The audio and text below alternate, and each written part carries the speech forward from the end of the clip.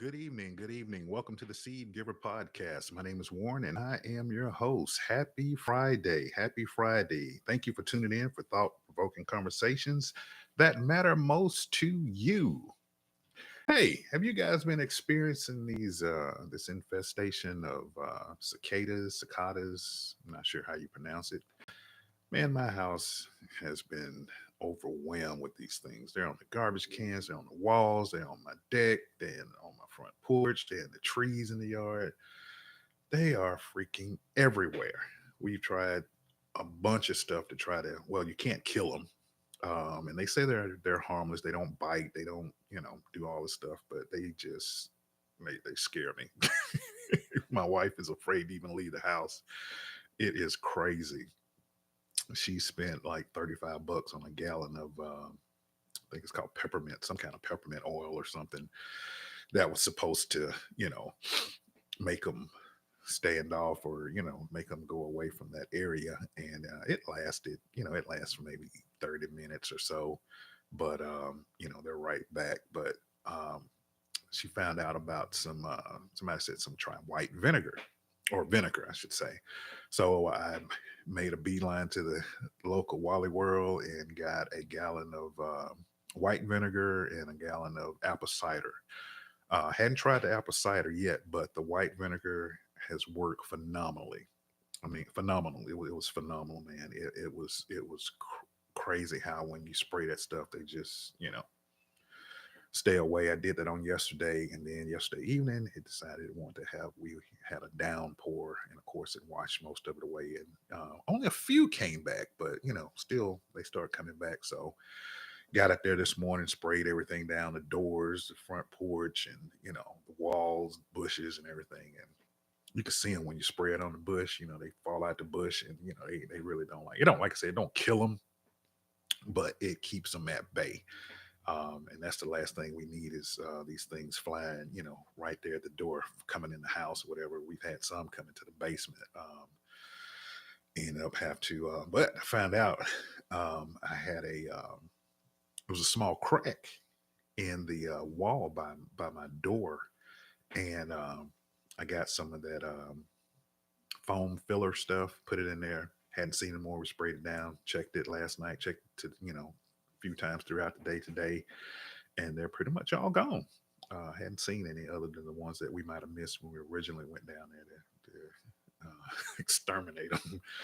Um, Other than that, it's been a pretty good day. I've been off work past couple of days, not feeling too well.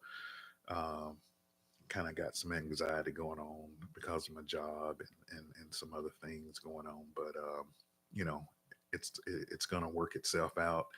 I'm gonna be well. I just came on today to kind of just touch bases with you guys and to encourage you today to keep your focus on the Lord. There's a lot of things going on in the world today. You got the war in the Middle East with Israel and the Hamas. You got Ukraine and Russia. Um, you got stuff going on here with, in the political arena. And, it's so many things to keep your mind off Jesus. There's so many. You got, the the rap thing with the rappers. You had Chris Brown and Quavo. You had Drake and Kendrick Lamar. You got so many. By the way, man, I ain't gonna lie. Kendrick Lamar got them bars, man. He's got some bars for you. No offense to you Drake fans, but Kendrick slayed him. He slayed him. That's just my opinion, and everybody else's. But back to the subject topic. Keep your eyes focused on the Lord, man. Keep your eyes focused on Him. And I heard somebody say, "Well, how is he talking about the Lord, and then he talking about this rap thing?"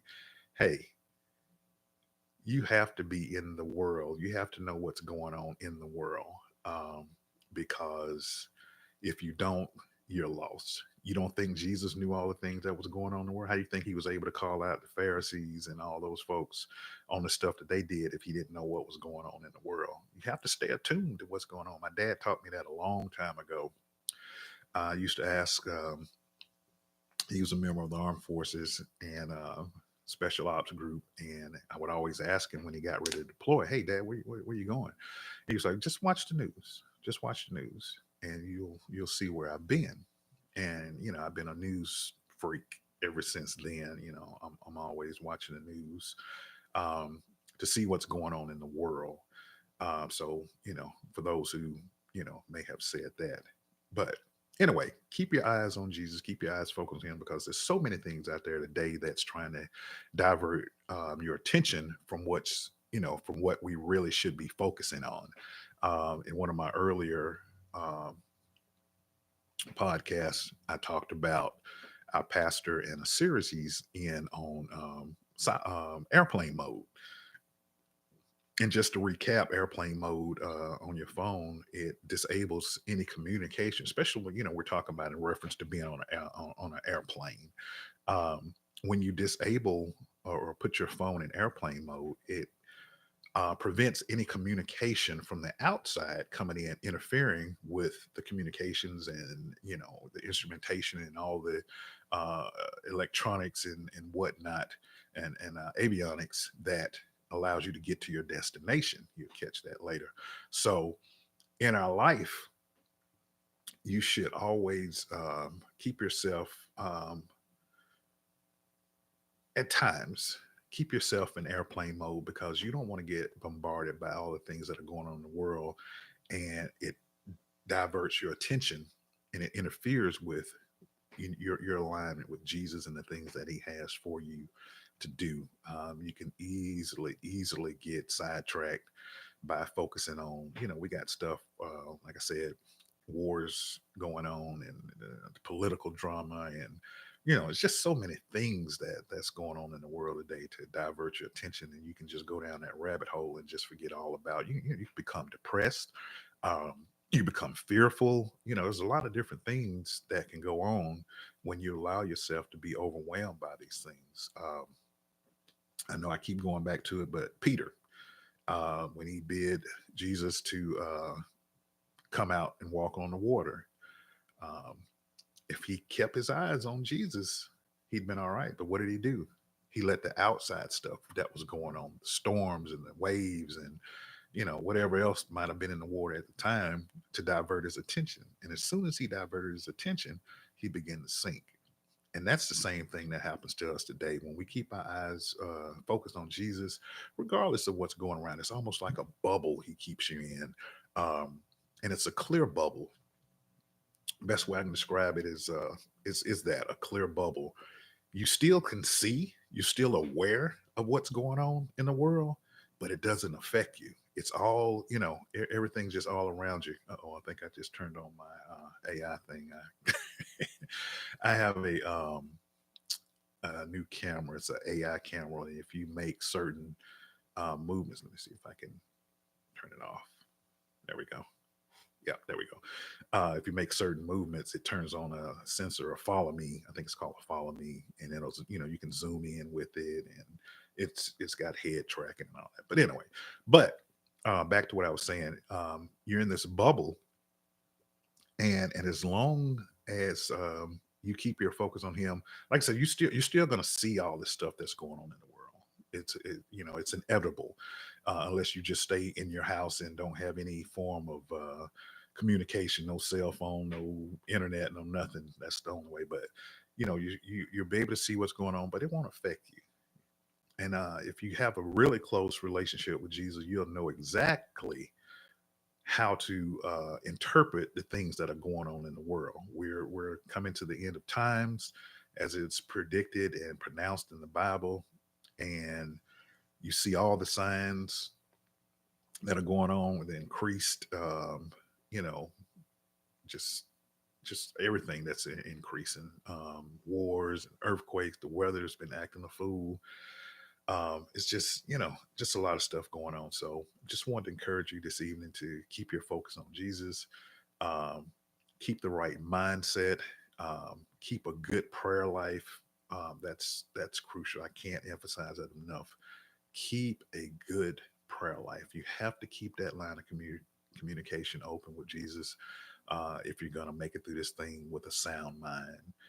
That's one of the things I ask the Lord each and every day when I pray is to keep my mind, Lord, because I don't want anything to deter me from getting to the destination that He has for me. I don't want to be succumb to all the stuff that's going on in the world today. Even in my own personal life, I got a whole bunch of stuff going on with the job and and things of that nature that could cause me to be depressed or anxiety and all that. And if it wasn't for the fact that I know that Jesus got me, uh, I would probably be a bumbling mess right about now. So keep your prayer life up, stay encouraged, surround yourself with like-minded folks, and depending on if you got the right mind, but keep yourself around positive people, people that aren't jealous of you, people that's going to uplift you, people that's going to encourage you, people that are going to promote your stuff, going to always hold you accountable. Surround yourself with those type people. If you want to be wealthy, surround yourself with wealthy people. If you want to be intelligent, surround yourself with intellects. Just depending on what you want to do.